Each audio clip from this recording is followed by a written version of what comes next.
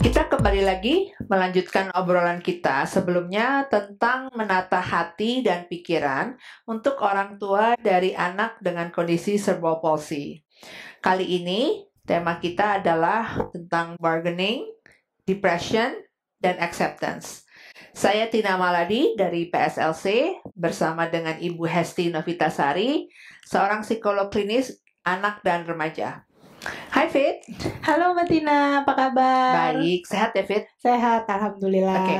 Jadi setelah kemarin kita membahas orang tua udah mampu mengelola emosi marah, ya.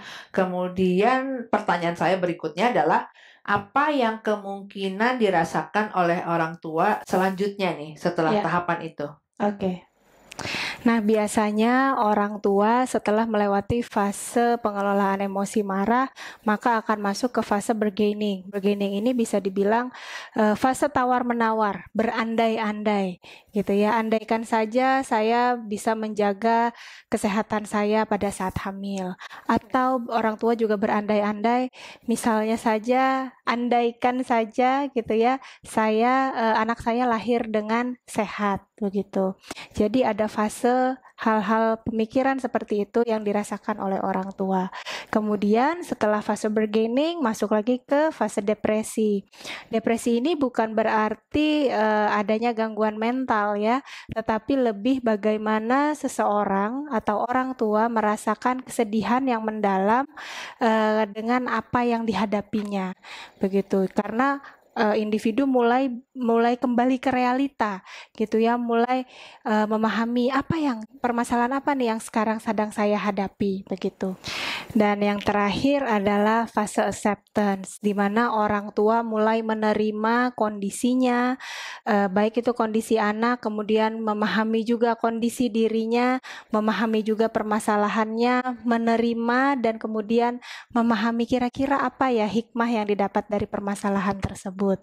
Sehingga orang tua pun akan menjadi lebih siap untuk menyusun rencana dan melanjutkan kira-kira apa nih ke depannya yang bisa dilakukan untuk bisa menjadi support system bagi Ananda. Jadi tahapan-tahapan yang kemungkinan akan dilalui oleh orang tua dalam menata hati dan pikirannya adalah mulai dari fase denial atau shock ya, kemudian fase anger, kemudian dilanjutkan dengan fase bargaining, setelah itu ada depression, dan yang terakhir adalah acceptance.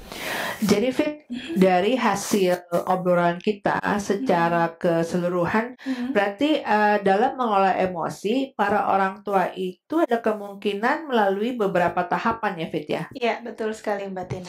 Tapi bukan berarti juga setiap orang tua melalui fase-fase tersebut secara berurutan. Ada juga orang tua yang hanya melewati 1 atau 2 fase saja, sehingga setiap pengalaman orang tua pastinya akan berbeda-beda. Terima kasih untuk obrolan kita kali ini. Ya, sama-sama Mbak Tina. Nantikan obrolan kita selanjutnya dengan tema yang berbeda. Sampai jumpa.